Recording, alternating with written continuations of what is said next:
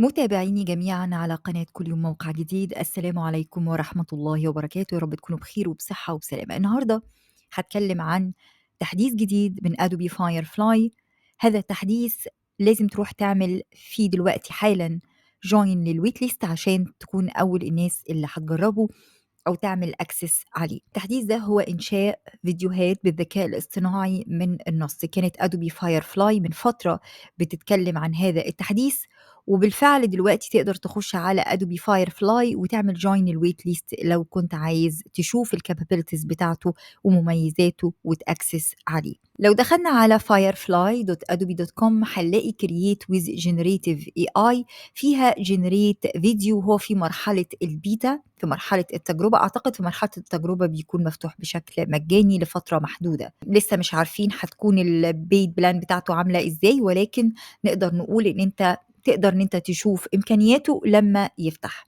فكل اللي عليك إن أنت هتروح تعمل join the wait list وهتبتدي تسجل في فورم كده بسيطة، بس أهم حاجة يكون لك أكاونت على أدوبي بشكل عام. فاعمل أكاونت على أدوبي علشان تقدر إن أنت تعمل join الويت ليست، لأن أنت بتعمل join بالإيميل اللي أنت عامل بيه الأكاونت بتاعك على أدوبي. أنت بتدخل بس الإيميل والاسم الأول والاسم التاني وبتعمل join الويت ليست عشان يكون لك اكسس عليه في اسرع وقت. زي ما شفنا في البدايه شويه فيديوهات معموله بالبرنامج اللي هو ادوبي فاير فلاي والامكانيه بتاعته وصل حد فين. وانا شايفه بصراحه ان المواقع بدات بشكل كبير جدا تتسابق بعد اعلان اوبن اي اي عن صوره. يعني انا شايفه ان صوره كده، يعني المنافسه هتكون فين؟ يعني لسه احنا ما جربناش صوره وما نعرفش ايه امكانياته حتى الان الا من خلال الموقع ومن خلال الفيديوهات اللي احنا شفناها. اعتقد ان لازم يكون في ميزه تنافسيه من شركه اوبن اي اي الفتره القادمه تكون قويه جدا عشان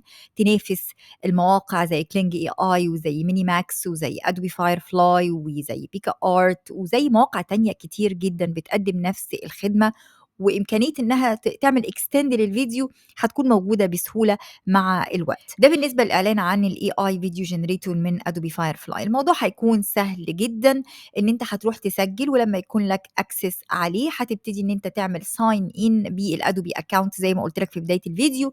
بتكتب التكست برومبت او ترفع صوره. فاذا هنا في امكانيه ان انت تكتب نص او ان انت ترفع صوره. وهنا هو بيقول لك ان انت الماكسيمم ليميت بتاع الكلمات 175 كلمه، ولازم يكون في الامر اللي انت كاتبه سينيماتيك ميديوم شوت اي ليفل. دي الطريقه الصحيحه لكتابه الامر. كمان في امكانيه ان انت تروح للجايد هيلب وتشوف الكلام ده دلوقتي انا هقول لك عليه. وحطيت الامر بتبتدي تجنريت الفيديو وتعمل داونلود للفيديو بينزل كام بي 4 فايل.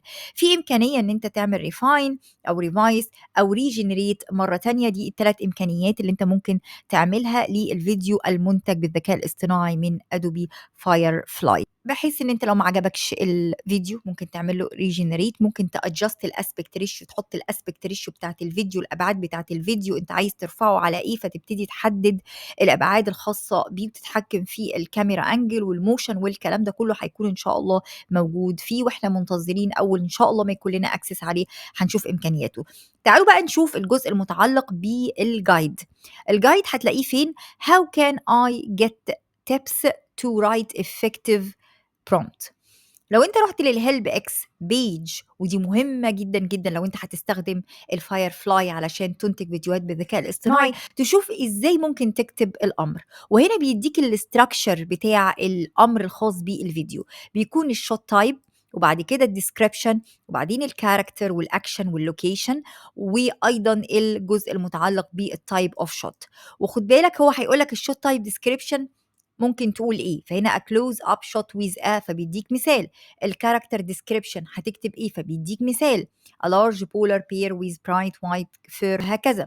الاكشن، اللوكيشن، الايثيتيك، الحاجات دي كلها هيديك example عليها. بيقول لك هنا، بيقول لك نوت مهمه جدا، اكتر من 4 subject انت هتحطها في الامر هيحصل له confusion. يعني ايه؟ يعني ممكن الاوتبوت بتاعك ما يطلعش زي ما انت عايز. فبيريكومند ان الليميت يكون يعني من 4 لاقل من 4 subject وانت بتبني البرومبت. هنا بيدّيك بقى visual style، بيدّيك شوية حاجات هتهمك جدًا، جدًا، جدًا وأنت بتبتدي إن أنت تكتب الأمر، فلازم كده تبُص بَصّة عليها كده سريعة، وأنصحك كده قلم وورقة وتكتب على جنب الحاجات المهمة اللي أنت هتستعين بيها في بناء الأمر علشان تنتج فيديوهات دقيقة وحلوة باستخدام Adobe Firefly، وإن شاء الله ربنا يكرم ويكون لنا access عليه ونشوف النتيجة.